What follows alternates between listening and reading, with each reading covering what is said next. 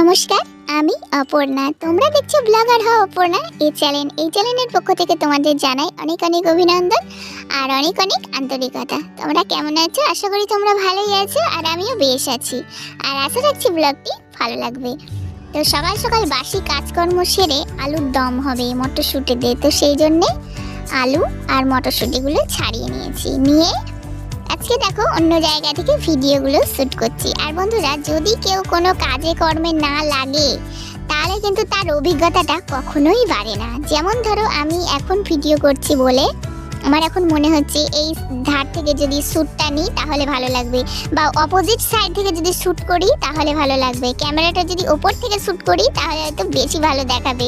ঠিক তেমনই ভিডিও করতে করতেই আমার ঠিক এই অভিজ্ঞতাগুলো বাড়ছে, যেগুলো আমার একদমই ছিল না। তো ভাবলাম আজকে তোমাদের সঙ্গে একটুখানি এই কথাগুলো শেয়ার করি। আর ঠান্ডার জন্য দেখো হাতগুলো সেঁকে নিলাম।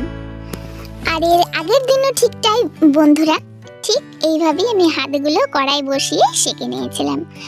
তো আজকে ভাবছি তোমাদের সঙ্গে আলুর দমটা শেয়ার করব। তো আলুগুলো কেটে ধুয়ে পরিষ্কার করে নিয়ে চলে এসেছি। আর জানো তো, শীতকালে এখন এই নতুন আলু আর মটরশুঁটির দম খুব ভালো লাগে। আর আমি ভীষণ ভালোবাসি আলুর দম খেতে, কিন্তু ওই যে ডায়েট করি সেই জন্যে আলুটা কম খাই, কিন্তু আলু খেতে আমি প্রচণ্ড পরিমাণে ভালোবাসি। আর দেখো, কালকে রুটি ছিল সেটা সেঁকে নিচ্ছি, সেটা দিয়ে আমার হাজব্যান্ডের ব্রেকফাস্ট হয়ে যাবে এবং আমিও করে নিয়েছি। তো 3টে রুটি আছে, 2টো হাজব্যান্ডকে দিলাম ফল দিয়ে। আর আলুর দমটা হয়ে গেলেই আমি আলুর দম দিয়ে রুটিটা খেয়ে নেব। দেখো, এখানে খেতে দিয়েছি আমার হাজব্যান্ডকে। আমার ছেলের মজাটা দেখো, যখনই ওর বাবা খেতে বসে ঠিক ওর বাবার পাত থেকে ও এইভাবেই ভাগ বসায়। আর বন্ধুরা, ভাগ করতে হয় না, ভাগটা বেড়ে যায়। তারপরে আলুগুলো দেখো সেই যে চাপালাম, আলুগুলো চাপিয়ে দিয়ে তো হাজব্যান্ডকে খেতে দিলাম। এসে দেখি আলুগুলো বেশ সুন্দর ভাজা হয়ে গেছে। তো এখন আলুগুলো ভেজে তুলে নিচ্ছি।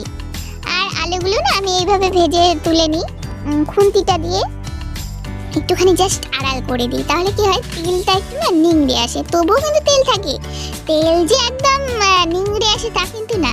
আর আজকে একটু না বেশি তেল দিয়েছি, অন্য দিনের তুলনায় অনেকটাই বেশি।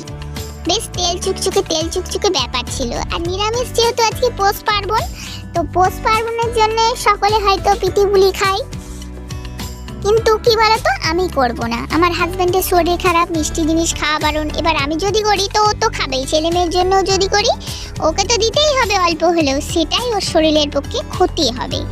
তো শরীর স্বাস্থ্যের দিকে খেয়াল রেখে আমি আজকে আর পৌষ পার্বণ সেলিব্রেশন করব না, মানে পিঠে পুলি দিয়ে সেলিব্রেশন করব না। তো ভেবেছি আলুর দম করব। আর এই যে আলুর দমের মশলাটা কষে নিয়েছি। তো এতে না টমেটো ছিল না, সেই জন্য টমেটো সস দিয়েছি। আর ফার্স্টে সাদা জিরে, শুকনো লঙ্কা, তেজপাতা ফোড়ন দিয়েছি। তারপরে না টমেটো সসটা দেওয়ার পরে প্রচণ্ড ছিটকা ছিল, তো সেই জন্য ঢাকা দিয়ে দিয়েছিলাম। আর তারপরে লঙ্কার গুঁড়ো আর জিরে গুঁড়োটা ফুরিয়ে গেছিলো, লবণ হলুদ দিয়ে ঢাকা চাপা দিয়ে ভালোভাবে কষিয়ে নিয়ে মটরশুঁটিগুলো দিয়ে দিলাম। দিয়ে যে একবার দুবার একটুখানি নাড়াচাড়া করে নিলাম। আর করে নেওয়ার পরে ভাজা আলুগুলো দিয়ে একটুখানি কষিয়ে নিচ্ছি, যাতে ওই মশলার ফ্লেভারটা আলুর মধ্যে ঢোকে। তো দেখো ভালোভাবে কিন্তু কষে নিয়েছি। আর বুঝতেই পারছো রান্নাটা দেখে বেশ চারি সাইডে দিয়ে তেল ছেড়ে গেছে। তো তারপরে এই যে আলুটা সেদ্ধ হওয়ার জন্য যতটা পরিমাণ জল লাগবে ঠিক ততটাই জল দিয়ে দিলাম। দিয়ে দেওয়ার পরে কালকে যে মেথি শাকগুলো ধুয়ে বেছে রেখে দিয়েছিলাম সেগুলো এখন কেটে নিচ্ছি। আর এগুলো কেটে নিয়ে মেথি শাকটা বসিয়ে দেব। আর ওইদিকে আলুর দমটা, আলুগুলো সেদ্ধ হতে থাক, আর এইদিকে আমি কেটে নিই। আর তারপরে আমি এই শাকটা বসিয়ে দিয়ে না ব্রেকফাস্টটা সেরে নিয়েছিলাম। তো দেখো এই যে আলুটা পুরো পারফেক্ট সেদ্ধ হয়ে গেছিল, আমি দেখি খুন্তি দিয়ে বেশ সুন্দর সেদ্ধ হয়েছে। তো এবার আলুর দমটা নামিয়ে নেব। আর দেখতে কেমন হয়েছে বন্ধুরা অবশ্যই কমেন্টের মাধ্যমে জানাতে ভুলো না। কিন্তু দেখতে যেমন হয়েছিল খেতেও তেমন সুন্দর হয়েছিল। আর আমার হাজবেন্ড তো ভালো হলে কোনোদিনও নাম করে না, কিন্তু খারাপ হলে ফাটাম করে মুখের পরে বলে দেয় যে আজ ভালো হয়নি। আজকে দেখলাম কিছু বললো না, চুপচাপ খেয়ে নিল, তার মানে নিশ্চয়ই বুঝতে হবে ভালো হয়েছে। ও যেহেতু ভালো শব্দটা মুখে উচ্চারণ করতে পারে না, তো ও তো এরকম, তো আমি কি করব, এইরকম ভাবেই অ্যাডজাস্ট করে আমাকে নিয়ে চলতে হবে। তারপরে দেখো মেথি শাকটা বসিয়ে দিলাম, এতে ফোড়ন দিয়েছি কাঁচা লঙ্কা কালো জিরে। আজকে নিরামিষ খাবো সেই জন্য রসুনটা দিইনি।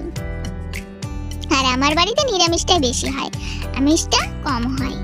স্যালাড হিসাবে খাই বা যেদিন মন যায় সেদিন সবজি তরকারিতে খাই, এটাই। আর দেখো এই যে একটু আগে বললাম ব্রেকফাস্টটা সেরে নিয়েছিলাম, এই যে শাকটা বসিয়ে দিয়ে এখন আমি ব্রেকফাস্ট সেরে নিচ্ছি। আলুর দম আর রুটি বেশ জমে গেছিল বন্ধুরা। আর আলু তো অনেকদিন পর আমি খাচ্ছি, সবজিতে আলু উঠলেও না আলুগুলো তুলে তুলে আমার মেয়েকে দিয়ে দিই। তো আজকে যেহেতু আলুর দমটা খাবো তো ভালো করেই খাচ্ছি। তোমরাও যদি ডায়েট করো মাঝে মধ্যে এরকম কিন্তু একদিন 19-20 চলতেই পারে। তবে হ্যাঁ, ডায়েটিং এর যে ফার্স্ট স্টেপ, 1 মাস ডায়েটিং খাবারগুলো খেতে হয়, এক্সারসাইজ করতে হয়, সেই সময় এসব খাবারগুলো না খাওয়াই ভালো, বিশেষত আলু অ্যাভয়েড করাই ভালো। তারপরে ওই যে শাকটা নামিয়ে নিয়ে আমি ভাতটা বসিয়ে দিলাম। আর আজকে তো পৌষ পার্বণের আমার মেয়ের স্কুল ছুটি দিয়েছে, সেই জন্য বাড়িতেই থাকবে। আর এখন আমি কেটে নিচ্ছি ওই যে করলা আলুর একটা চচ্চড়ি করব, তো সেই জন্য ঝোল করতে বলেছিল আমার হাজবেন্ড। এবার ধরো আলুটাও একটু রস রস টাইপের নামিয়েছি, এবার একবার যেহেতু ভাতটা খাবো দুপুরেই, তো আর কত লাগবে ঝোল, তো সেই জন্য চচ্চড়িটা আমি বেশি করি, আর চচ্চড়ি দিয়েই অর্ধেক ভাত খাওয়া হয়ে যায়। আর তিতোটা খেতে আমি বেশি ভালোবাসি, তবে হ্যাঁ সব কিছু তেতো কিন্তু আমি খাই না। আর এই যে পাশের বাড়ির ওইখান থেকে আমার ছেলে না এই ভেন্ডিগুলো তুলে এনেছিল, তো প্রত্যেকদিন ভাববি যে ভেন্ডি ভাতে করব ভুলেই যায়। তো আজকে মনে করে তাও ভুলে গেছিলাম। ভাতটা ফুটে যাওয়ার পরে আমি ভেন্ডিগুলো সিদ্ধ দিলাম, তো ভেন্ডি সেদ্ধ হতে তো টাইম লাগে না, সুন্দর সেদ্ধ হয়ে গেছিল। আর তারপরে ওই যে রান্না বসিয়ে দিয়ে রান্নার ফাঁকে ফাঁকে আমি কাজকর্ম সেরে নিই, তো সেটাই করছি প্রতিদিনের মতো। ওইদিকে ভাত হতে যাক আর এদিকে আমি বিছানাগুলো গুছিয়ে নিই। তো বিছানার মশারি তুলে রাখলাম, রাখার পরে তো একটা লেপ ভাঁজ করে নিয়েছি, তারপরে এই সাদা লেপটা ভাঁজ করে নিলাম। আর কি যে বিরক্তিকর কাজ বন্ধুরা, বিছানা তুলতে এক গাদা বিছানার মধ্যে ভাঁজ করো তুলো, খুব বিরক্তিকর। কি আর করা যাবে, এই বিরক্তিকরটাকেই তো অ্যাডজাস্টমেন্ট করতে হবে। যেহেতু গরমকালকে আমরা অ্যাডজাস্টমেন্ট করেছি, অত গরমে ছটপট ছটপট করি থাকি, হাওয়া নেই বাতাস নেই, লোডশেডিং যখন হয় ঠিক তখনকার কথা বলছি।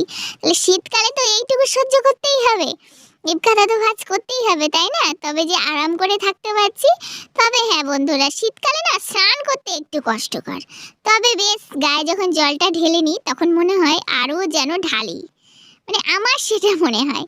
তারপর দেখো বিছানাগুলো গুছিয়ে নেওয়ার পরে যে দুদিনকার জামা কাপড়, দুদিন ধরে শুকানো জামা কাপড় বলতে পারো, তো সেগুলোই আজকে ভাঁজ করে রেখে দিচ্ছি।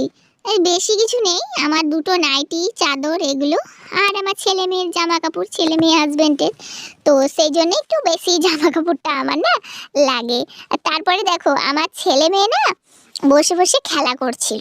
আমার ছেলে হয়েছে দোকানদার আর আমার মেয়ে হয়েছে ক্রেতা, তো এই খেলাটা করছিল, দেখো এই যে সাজিয়ে সাজিয়ে রেখেছে, তো সেটা একটুখানি আমি ক্যামেরাবন্দি করলাম। আর তারপরে এই যে উচ্ছে আলুর চচ্চড়িটা কেটে রেখেছিলাম, বিছানাটা তুলে এসে দেখি ভাত আমার হ্যাঁ দিব্য হয়ে গেছে, আর ভাতের ফ্যান আজকে ঝরাতে হয়নি, একদম সেম সেম হয়েছিল, বেশ ভাতটা খেতেও ভালো হয়েছিল।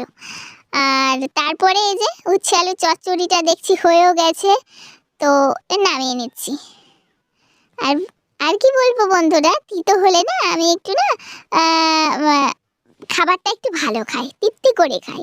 কেন বলো তো, আমার অ্যালার্জি আছে, তো আমার অ্যালার্জিগুলো একটু মানে ঠিক থাকে তিতো খেলে পরে, রক্তটাও ঠিকঠাক থাকে। তিতো খাওয়া স্বাস্থ্যের পক্ষেও ভালো, কিন্তু খারাপ নয়। যাদের সুগার আছে, আমার তো হালকা ধরেছিল এর আগে, সেই জন্যই তো আমি ডায়েটিংয়ের মধ্যে থাকি, নাহলে আমাকে 12 মাস ওষুধ খেতে হতো। সেটা কি ভালো?